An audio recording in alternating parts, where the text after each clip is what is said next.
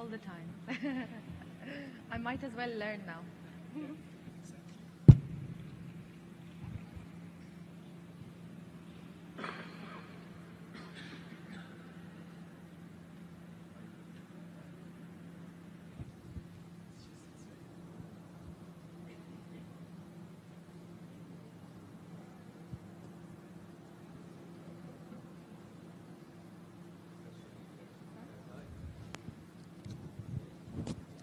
Good evening, ladies and gentlemen. Welcome to Dubai Institute of Design and Innovation.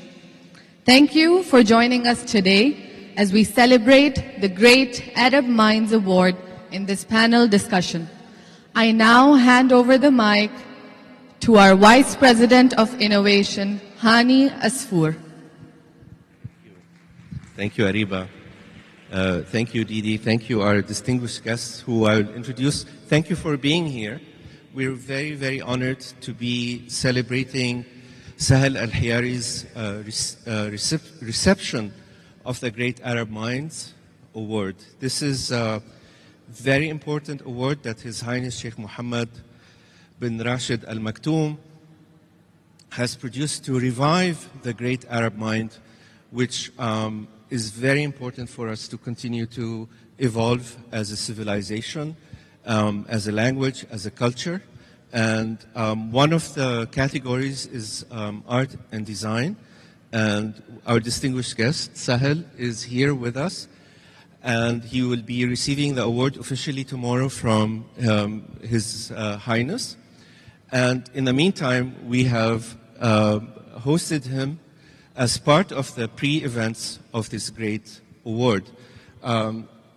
Sahel is an architect of a very sophisticated aesthetic and a very empathetic approach to the subject of architecture, which are the inhabitants. And this is something at DIDI that we focus on, which is empathy. We're very interested in humanizing technology. We're a design university, which we launched in 2018 in this space. So you are most welcome to come and tour and visit.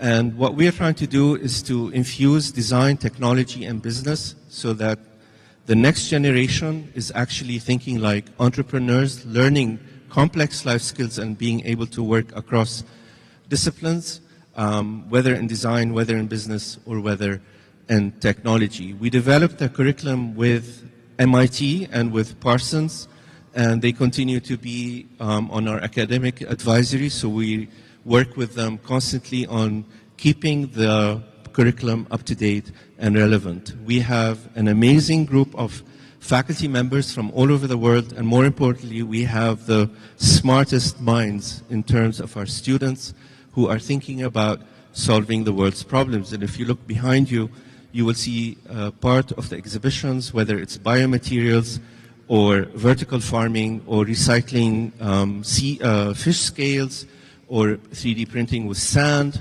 So you get the idea of how caring the work that they do and how cutting edge technology it is. And our pride and joy, we're proud of everything they have done.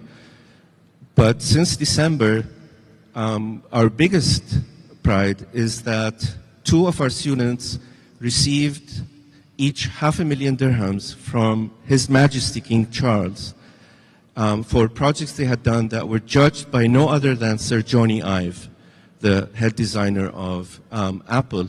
And this was a year-long program that His Majesty invited DIDI to join. And I don't say this lightly, they only picked 4 design schools in the world. You don't apply, they don't tell you the program exists, they just come at you and they tell you, and we have, we're very happy to say that we were working with RISD, RCA, NID, and the 4th school was us. And remember that we're a new school, and to get this recognition at this high level so quickly, we must be doing something right. So with this, I just wanted to introduce, and if you are considering design education, if you know someone who's interested in design education, please send them to DIDI, because we assure you they will learn life skills for the future. With that introduction, I'd like to introduce my distinguished panel.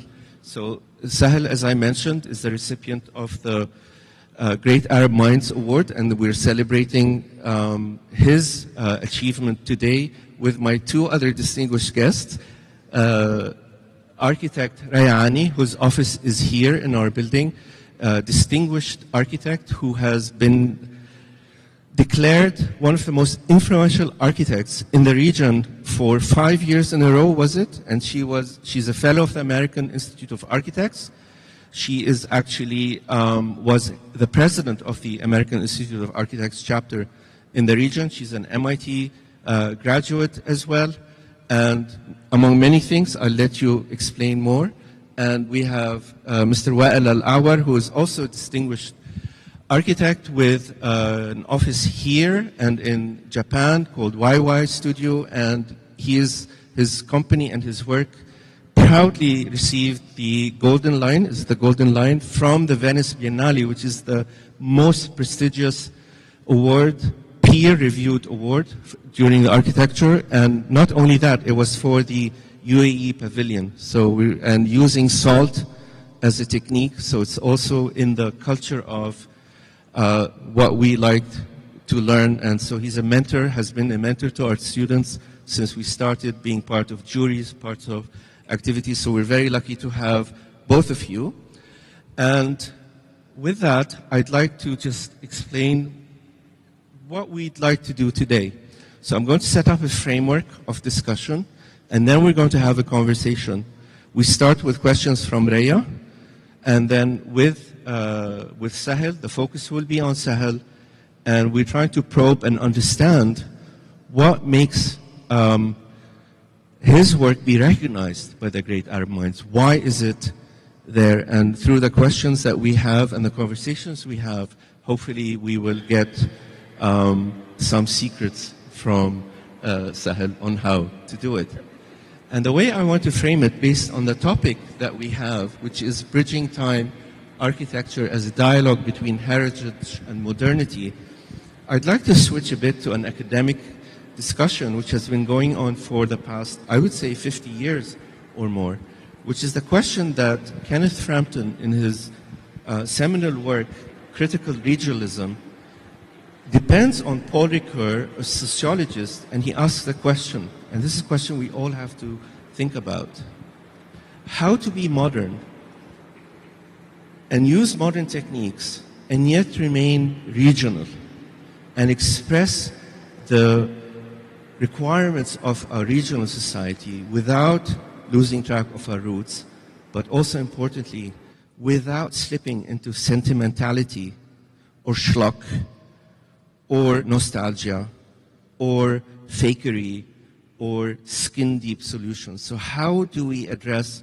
our regional values using modern techniques? And with that question, I'm sure many of you face this in your day-to-day work. I give the mic to you, Raya. Thank you. Yes, my name is Raya Ani. I am the founder and design director of Raw NYC Architects. We are based in New York City and in Dubai Design District. So, first I want to say that this award, which is the Great Arab Minds, is a brilliant initiative. I think it is very timely, and I'm so very excited to see it happening, and I'm very happy that Sahel got this prestigious award. I think it is the right type of empowerment that the designers need to push those topics and that discourse. So for my first question, I would like to put some context. So relative to Nasser Rabbat's general research themes, the question of tradition is no longer merely an issue of aesthetic choice or historical style, but a matter of ideological positioning that requires both an understanding of the past and a deep engagement with the present. Architecture as a cultural product is inherently tied to its context, whether that context is defined by geography, history, social relations, or politics.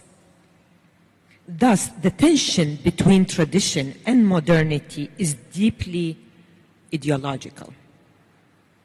As it unfolds, it often finds itself at odds with traditional forms, leading to a negotiation between the legacies of the past and the transformative potential of the future.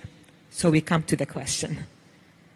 Given the ideological positioning of architecture between tradition and modernity, how do you define... You cannot hear? Echo. I know. I'm going to try. But you can show him the paper. Show him the paper, yeah. Yes. Yes, because I want others to hear. Okay, I'm going to try. Given the ideological positioning of architecture between tradition and modernity, how do you define the ideological foundation of your work? Specifically, how do you approach the balance between honoring the heritage of a context while addressing the evolving needs of the present? How do you ensure that your designs do justice to both the historical/traditional and contemporary aspects of a place? In the meantime, this is going to be a conversation, and we're going to leave room for questions from the audience because we want to hear from you. At the same time, mudakhalat, any intervention you wish to do, Wael, Raya, the floor is yours. Thank you very much.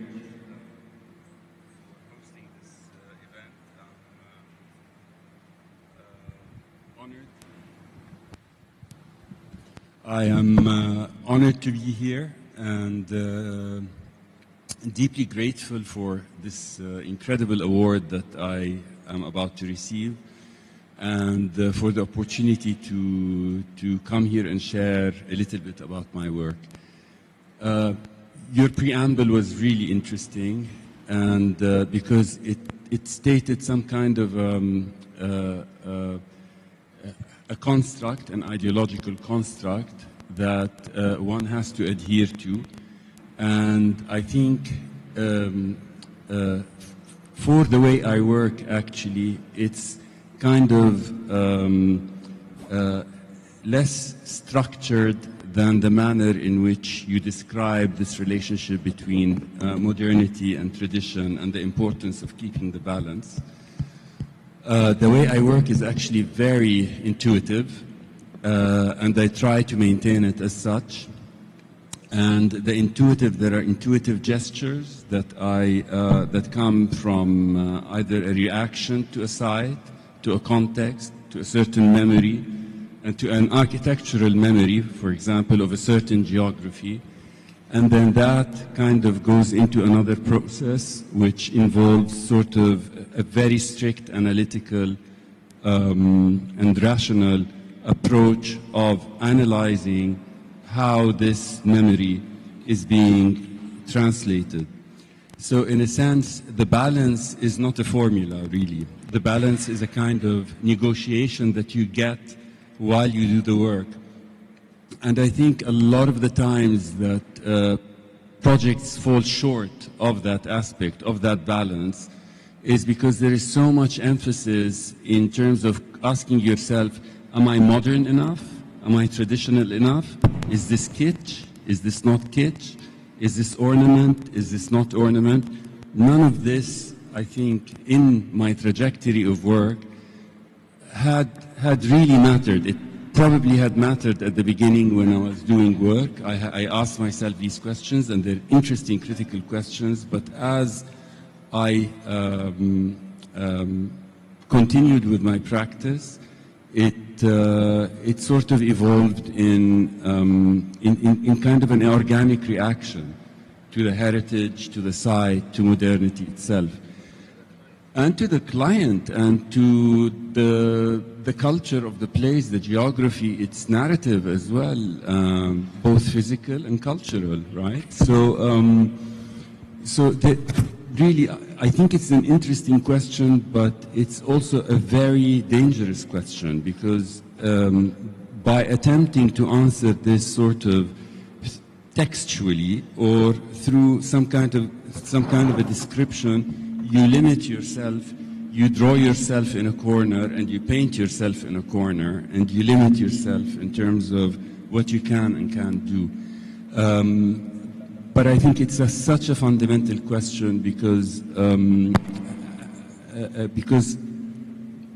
I came to the answer when I was starting.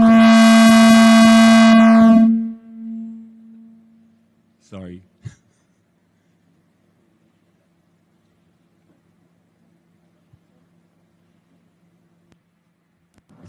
Is it okay? I think it's... Do you hear me? Yeah. Okay, sorry about that. But I came to an answer to this question when I visited Uzbekistan, and in particular in Khiva, and in particular in the Friday Mosque, which had various columns carved by different families in the most exquisite manner you can think of. And that got juxtaposed in my head with sort of like the Renaissance treatises, and how strict they were in terms of systems of proportion, the propriety of a certain ornament to a certain function and space. And the answer, or the revelation that I got in that mosque, was that Islamic architecture never really had a treatise. It was not built on treatise. It was actually a scientific yet instinctive thing, and it had to do with sort of the spiritual evolution of people practicing. And that in itself became a very valuable lesson to me, and it gave me sort of a freedom that I could explore more work and explore my work in through different avenues, through craft sometimes. At times it is through a certain narrative of the family. At times it could be just simply a detail of a material that is not properly even executed, and how you can even draw from that certain solutions, right? So I hope I answered, but this is...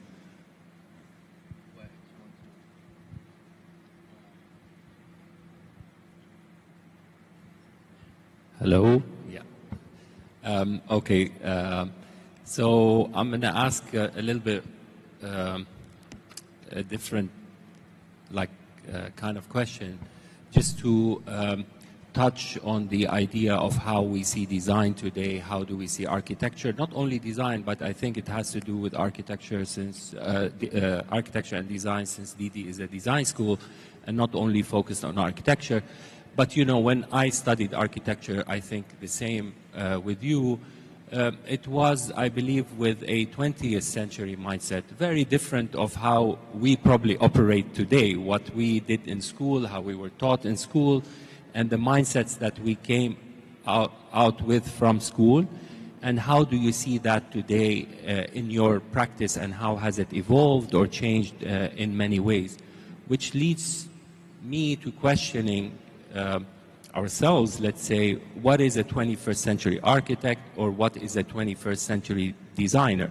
And today what I see, Hani showing what the students are doing, and the no longer kind of single categorization of our education. You know, we were educated, oh, you're an architect, this is what you do. Oh, you're a structural engineer, this is what you do. While these great innovations are by a GP, a doctor who studied architecture and is doing design. And so this idea of interdisciplinary approach that is changing, and why? Why is this? Why do we feel we need to do this today?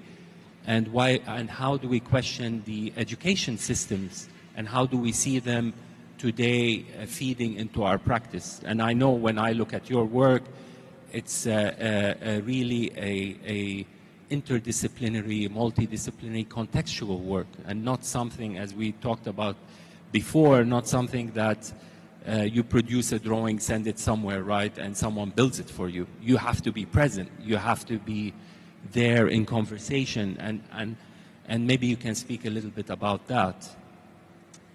Yeah, and I think you brought a very interesting question, which is the role of the 20th century architect versus that of the 21st century. And we did discuss it, that the agency of the 20th century architect is no longer the same, cannot be defined in the same parameters. I mean, there is no longer the figure of the architect as sort of the creator of the world, right? As the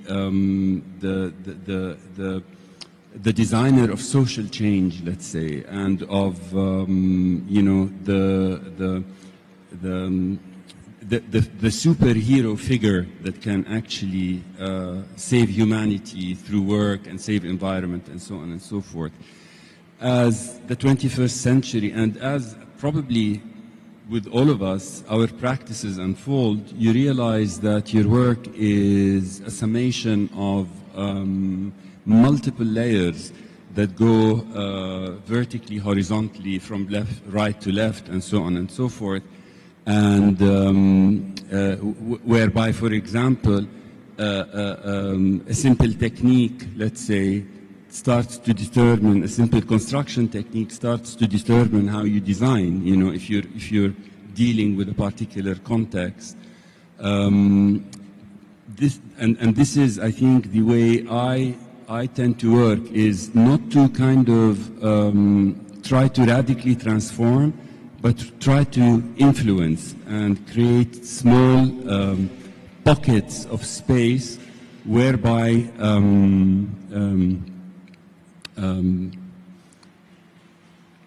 revised ways, I don't want to say new, revised ways of doing things are manifested within that space.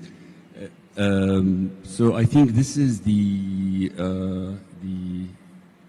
issue of how, for me at least, of how to practice nowadays.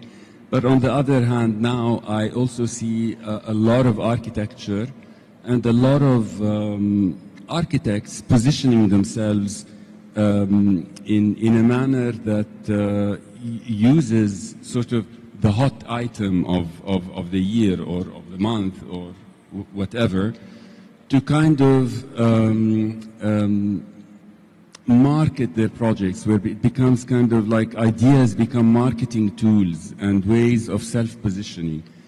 And that in itself I find very dangerous as well, because as opposed to kind of like the 20th century where they did actually change and transform things, those are just positions, and they end up not really making any dents, but they end up sort of... I want to go back to to combine what you just said with the idea that you said that you work in an intuitive way, right? And trying to tap it with avoiding the cliches and the trends and the things that are ephemeral, that they pass quickly. So what it seems that, what I see in your work is a sense of immersing the subject, the person or the family or the society that will engage in the architecture. That is driving your intuition, if I may say so, to allow you to explore it, but you keep your mind on who am I designing for, because you don't have one solution for all, which is what Wael was arguing for, and being multidisciplinary. And I'd love to hear that, and that could be a good segue to your question on the role of phenomenology in design. That's a great question that I think would help this conversation. Well, absolutely, you're absolutely right. I mean, in the sense, it really starts with when you're designing. I mean, you cannot simply project others into your work. You can simply project yourself as the other, you know, as a human, into the work, and see how that work affects you. I place myself in the work and see how this work is affecting me. Okay. Is it conducive to well-being? Can I make it? Can I build it? Is it does it affect me emotionally? Which is a very interesting part of the work as well, is that people need to feel well in these buildings. It's not about kind of like the attractive photograph that I can take.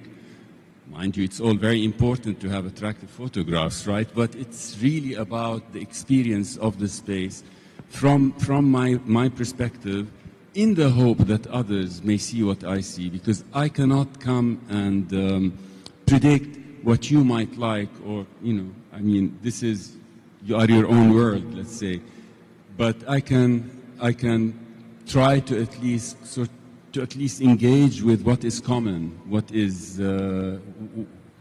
is about humans, what it is about space that impacts humans in a certain way. This is what I do. It's very simple at the end. It's a beautiful approach and beautiful question. And how does space affect the body or the human in it? And Yes. Raya, this is the perfect moment. So I just want to clarify, I am intentionally positioning arguments in such a very framed way, because I also believe that your work or your method takes time to reach that level of maturity, that level of like sensitivity. You have clear sensitivity to context and all that. Not everyone has those tools that you are capable of, that comes to you maybe easier than others. So I think that I want to make sure that if you could address the question as how it relates to you, but how it could exist in other forms of being. So the next question, just to put a context. Gaston Bachelard, in his 1958 book, The Poetics of Space, explores the phenomenology of space, emphasizing how we engage with the physical world through subjective experience. His focus on memory, imagination, and the poetics of space is particularly relevant in architecture, especially in how built environments evoke connections to the past while resonating in modern contexts. This approach seems aligned with your work, where space is not just functional, but deeply tied to human experience and memory. So the question is, given the current climate of client expectations, architectural trends, and marketplace pressures, how do you navigate the balance between your personal vision and the demands placed on your work? What pressures do you find most challenging to address? Sorry, it's not an easy question. It's a good, funny question. I mean, can you first tell us why you think it's funny? Yeah. Because I always ask myself this question: how can you? What are you doing, and how are you going to deal with this or that? And I tend to be, I think, and I have to be very honest. I have the capacity of sort of believing in the thing I do if I am 100% sure of. Meaning, if I present a project, for example, for a client and they have a different expectation, but I believe that this is the best I could do in terms of a solution for that land, for that site, for the budget, for this, that, and the other, I tend to kind of remain grounded and insist on what I want. And it's not an easy process. It's just simply you have to be a little bit more stubborn, and you do. What if you are not in that place? What if I'm not? What if you, like, that is, we all kind of relate to that when you are really rooted in your ideas. It happens to a lot of us who have experience for a while, that when you are rooted, we really just push through. But when it is not that clear to you, that is the difficult part. And you did, and I'm going to talk about the idea that what I do takes more extended periods of time, and the pace of my work is quite different to the conditions that we have right now. I mean, on one hand, it sort of negates or completely negates standardization. I mean, each project we do sets up its own standard. Even the way we use materials, even if it's one material, it can be used in 6 or 7 or 8 different ways according to project. However, I never present the project to a client unless I know it is the right answer. So sometimes it entails repeating and tossing away projects, and have done it in competitions. And I think there is one person here, he used to work with me, he can tell you, he suffered from that. So, so no, but this is what I really do. I simply kind of relentlessly go at the work until I find a solution that works. It's practice, it's committed practice and focused practice.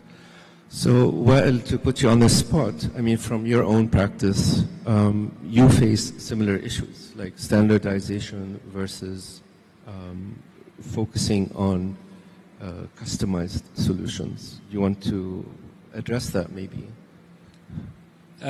Well, as Sahel said, you know, it's really about trying different approaches and really investigating.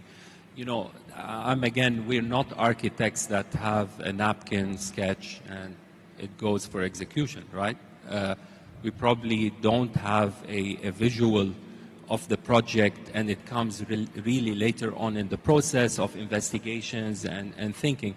But I do agree, you know, you do have market pressures, you have bills to pay, you have things, but this is where you make really conscious decisions on who are you? That's why we're trying to say, who is the 21st century? Who do you want to be? You define yourself and you operate based on your definition rather on a projected definition of who the architect should be. Because, I mean, again, there are commercial approaches to architecture where maybe today, you know, AI can produce plans and facades. You just feed it. Great. I mean, but this is not who we are.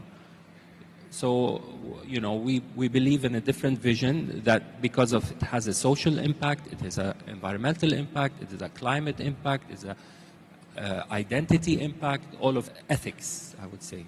You stay within your ethics and you don't throw yourself into territories that you know you will fail inside, you know. So I think you're right. I think it's who you define yourself to be. And I think it's a very important thing right now is what do you think the measures of success are? Because, I mean, there's also like this cultural pressure of what success means. It means a large office with mega projects. It means, you know, turning over one project after another, having a certain amount of income. This is all fine, but it doesn't mean that it has to apply to all architects. Right. Right? So you get to choose. And because you didn't follow the traditional definition of success, now that you've received several awards and now you've received this one, what is your feeling about this award and why? Yeah. I mean, when I received this award, I was actually beside myself from happiness because I was extremely, extremely happy and excited that I received it because it came at a time where I was questioning actually my whole trajectory. I was having these existential questions about had I done this or had I done that, you know, maybe, you know, I could have been able to contribute more to the world, to the Middle East, to the Arab, whatever. And however, with these questions, I always had in the back of my head that I have no other choice because this is what I really believe in and what I want to be. So when I received the award and the news of the award, it came as an incredible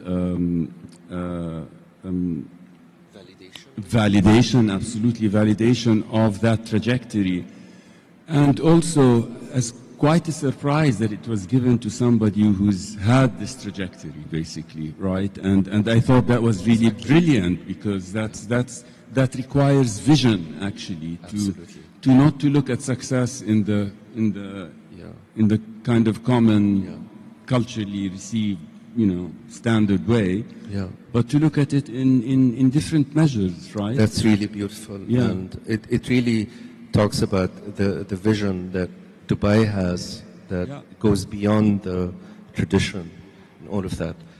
With this note, I'd like to open a question to our audience. We'll be passing a mic around, and we have many people online as well. So if you have, we won't be able to engage our online audience, unfortunately, but if you have questions, please send an email to info@didi.ac.ae, and then maybe we can forward them to you later, because we want to hear from all of you. In the meantime, we'd like to see you taking part of this great opportunity to have Sahel, Raya, and Wael with us to ask them questions. So please do. Please ask questions. I'll give up my mic for that. We do? Yeah. So please ask questions. Thank you.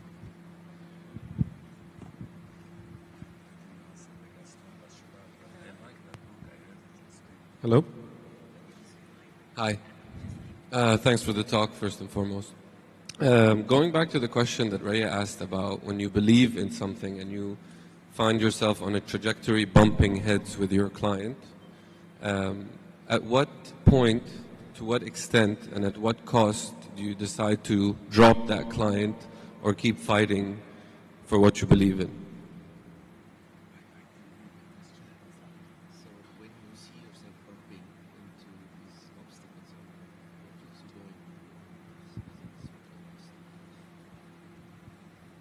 Because at this point, mashallah, all of you are at the apex of your career, right? You've made it, you're very successful. But for the younger generation who's trying to make it, we do believe in what we believe in. However, there are some commercial, financial pressures that you have to kind of abide by to get to where you are. I think a little bit of stoicism and patience, and looking at obstacles probably as gifts, hidden gifts that might prevent you from doing things you're not meant to be doing. I think it's more of a psychological, spiritual state that you have to be in to be able to go around that, because otherwise, if you have obstacles and it keeps you getting you, and I'm a human being, we all get angry and frustrated and all of that. But at the end, you have to go to that space where you stoically say, okay, this is happening. It doesn't change who I am or what I am. And I have a little story really to tell about this. The day I received the news that I had won the award, I had a client meeting over Zoom where we were showing preliminary ideas for a project, and everything entirely was rejected. No, this is unacceptable, this has been done before, and when you tell me this has been done before, it's almost like a compliment, really, because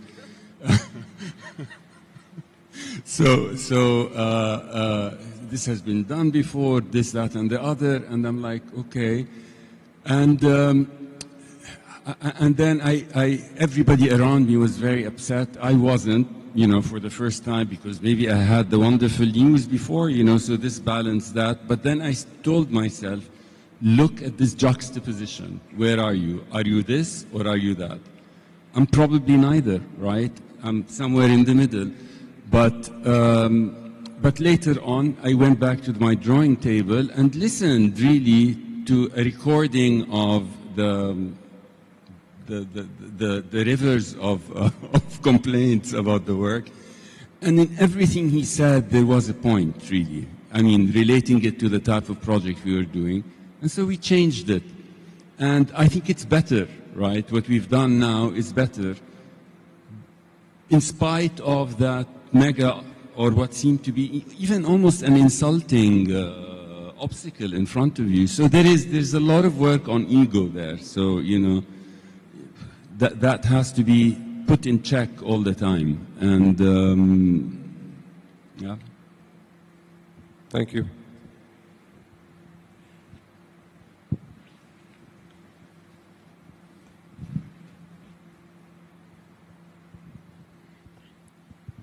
Can I ask? Raya has more questions, so we're ready here, but we want to hear from you as well. Yeah. I just would love for Sahel to tell us all one project experience in the sense of how the idea came to you. Because for you, it's kind of, this is very normal, like this is your process. But not everyone really connects to how you go through it. And I'm sure there's one particular project where whether you visited the site or you saw something that immediately clicked with you, and it was like a smooth ride. Can you share with us something as such? Yeah, I mean, most of the time this happens with a lot of ideas. But one of the times I was visiting a construction site where they had poured a concrete wall, and my colleague was complaining that the concrete wall had separated and you could see the gravel, and we need to send an email to the contractor to jackhammer the whole thing down, which we did because you're not meant to do that. And then I went and I saw the site, but that wall was absolutely stunning, to tell you the truth. It was beautiful because it looked like gravel that had been just frozen in its place. And so later on I decided that maybe this could be an effect that we reproduce, and we started to, for another project, to do this consolidated gravel as a building material basically, and as instead of using stone or using another finishing material, this could have been a very economic and also quite beautiful perforated porous skin that you put onto the concrete. We did it for a project. Obviously the client said no right before seeing it even. So and maybe that's the best way because it needed more research and development. But then that became like the basis of a big installation I did in Amman Design Week, which was, it's almost a mountain of gravel that became a space that was sculpted into an object that oscillated between kind of a landscape, a space, or a sculpture. So this comes from an unusual... Okay, so I'm asking tough questions. I have to preface it. So I would love to know from you, when are you critical of yourself? Because being critical of the self, I think it's very important for all of us, right, in our growth process. When did you know what is you are like lacking in? And how did you address it and came around? Did you succeed at it? I think like self-critique is an important factor that I think all architects have it. I imagine all of us, while we're doing the work, you're constantly revising and editing, self-editing and critiquing yourself. And I mean, and there are still a lot of areas in architecture I don't know much about. I mean, we don't know everything, so I'm, I guess, still learning. But in a sense, I mean, what I do is kind of this repetition. I come from this system of education as well in the 80s, where they made us repeat and repeat and repeat, where they shredded drawings in front of us, and where they taught us to do that to ourselves, sort of self-flagellate in a way. And I think it's very good. You know, you need to do that. And right now, I mean, I go to some of the projects and all the flaws come out at me. I may be the one seeing them, the only one, but I see a lot of flaws. It's not, nothing is perfect. But there is beauty in that imperfection as well, you know, like the, yeah. You mentioned stoicism and the ego in one sentence. Maybe advice in answering back to the question of the person. How do you put the ego aside while at the same time maintaining your stance or values? This is a common challenge. Well, you're nodding also, Raya, you are nodding, so this is something that... Okay. No, it's for Sahel, so yeah, it's for Sahel. I was gonna Nice listen try. and cheat, but you know, no, we can't do No that. cheating, Okay.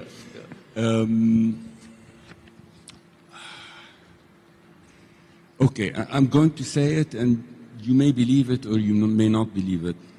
When the ego is at work, the project presents itself as a problem. Yes. Meaning, you are trying to resolve one part of a project, and your ego or kind of your sense of grandeur sometimes wants you to go in a certain direction because it's stronger, it's more original, it's more impactful, all of which are kind of characters and caricatures of kind of like the architect's ego. And what happens, there's a certain point where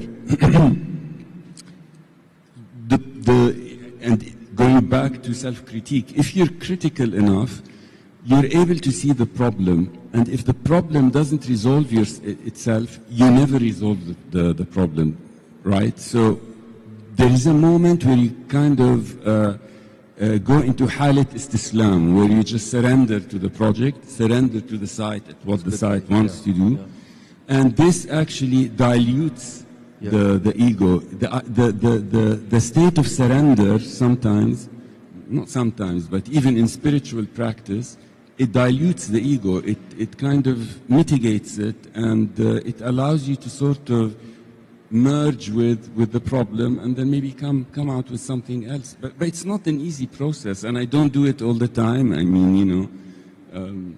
And this is something that we talk to our students. It's like, don't ask what you want or what your professor wants. Ask what the project wants. Because this is the moment of surrender that you're talking about. Yeah. Not only that, and what your construction worker wants, what your craftsman wants, you know. Most of the time, I go there with these kind of grandiose ideas of I want you to do this, and when I look at them, they're like absurd and impossible for somebody to execute something with hand, with limited tools and so on. And then I come with this kind of, sorry to say it, but pretentious, expectation that, no, it doesn't work. And I think this comes with time. It doesn't come immediately. Yeah. It's a layered process that you do through engaging with the site and engaging with the people who are doing the work for you. You know, they are so important at the end. Fantastic. Yeah. That is very rich. Yeah. I mean, it's time to wrap up the conversation, unfortunately. Well, I'll give you a chance. If you're itching to ask a question, please go ahead. Or, if you are. No pressure. Yeah.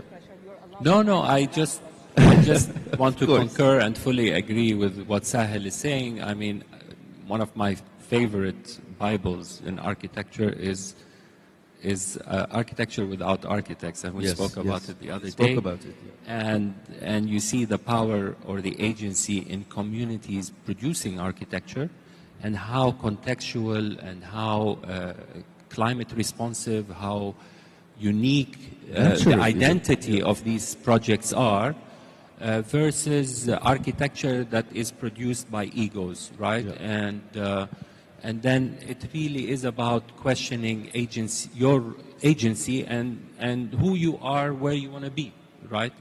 And how you want to relate to others within the system of producing architecture, right? Because it's, again, it's an interplay with so many other disciplines, craftsmen, and whatever. And I think I see myself more as a mediator or an instigator of conversations and questions and questioning. And the minute I stop listening is a problem. It's more about how do I listen more, how do I hear more, how do I encourage more. And I think the success is when, you know, everyone comprehensively works as a team rather than a top-down approach to architecture. I agree. I think you're more of a, sometimes you take on the role, and I don't like the word curator because it's being overused nowadays, but you curate the work of several forces and even the forces of the project itself and the conditions of the project, and you work. But there is, to me, there is always the first spark, which is this idea of, which is this kind of intuitive force that comes out, and it just comes out, that has agency, right? And then what happens next is where all the orchestra starts to kind of, you know, making its own noise to create this kind of piece at the end. So it is this and that, yeah, and yes, it's architecture without, you know, architects, but there's also the agency of the architect as well. And I think I'm in between these two things, or I fluctuate between these two things. Yeah. Raya, quick question. Yes. Yeah. The last one. Yeah. Okay, I'm actually saying this because I'm very interested in this. It's a question, but not a real question, if that's okay. So it's from The Poetics of Space by Gaston Bachelard, who is a French philosopher, 1958. Maybe, and I'm taking it from the book, maybe it's a good thing for us to keep a few dreams of a house that we shall live in later. Always later. So much later, in fact, that we shall not have time to achieve it. And I just love this. For a house that was final, one that stood in symmetrical relation to the house we were born in, would lead to thoughts, serious, sad thoughts, and not to dreams. It is better to live in a state of impermanence than in one of finality. I just love this. It's beautiful, and for those who have not read this book, it's a wonderful book. And if I may add, another book, In Praise of Shadows, is also a lovely book to read. Yes. And there is a question, but you don't have to answer it. So, how can architecture embrace the concept of impermanence, something I'm very interested in, and the dream house, a vision that remains evolving and elusive, while still creating meaningful spaces for people? In what ways can the design of a home support an ongoing sense of imagination and possibility, rather than striving for a permanent, definitive ideal? It's an interesting question, I believe, but I also, on the other hand, think that architecture intrinsically transforms and changes with time. Although it projects this idea of permanence, the use of a certain space evolves as time passes by, and therefore the question is how to achieve that is then not necessary. I think, right? I think what's necessary is to allow a building to be incomplete, not finite, leaving room for interpretation and leaving the room for those who live in it to transform it. I mean, we do a lot of residential, and in spite of the fact that things look very precise, there's a lot of freedom that goes on in terms of how they use the space and eventually the space is transformed through that function. I guess also, like, your question could be answered by that famous Japanese article, you know, in Praise of Shadows, they talk about that. But I do believe that the key is basically to allow the building to be, and not to create something finite, and to keep a certain incompleteness that kind of evokes thought and evokes kind of the poetry that you talk about. Yeah. This is a great moment, thank you, to wrap up, because I want to be very conscious of the time.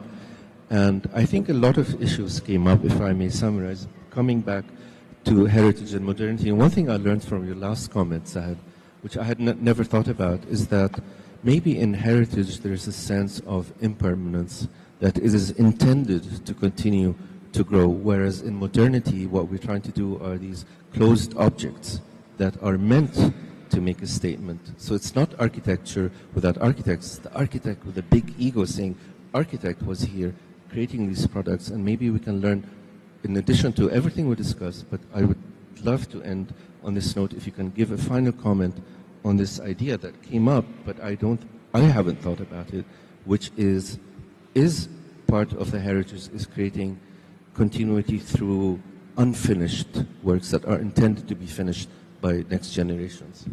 Yeah, absolutely. I mean, you know, for me, the idea of heritage is not a fixed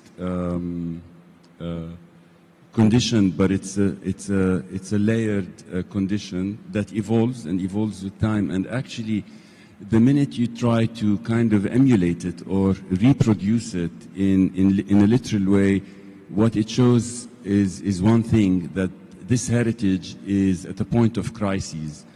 While if this heritage is taken and is internalized as an internal discourse of the contemporary world, it remains sort of like an active essence that may have several physical manifestations, let's say. Beautifully said. Yeah. Yeah. Thank you. And on this note, I would like to thank DIDI, President Mohammed, and all of you for attending today, and of course the Great Arab Minds Award for allowing us to have this conversation. We thank you all. Thank you very much. Thank you, Wael. Thank you, Raya. And please give a big hand to especially Sahel for this great achievement. Congratulations.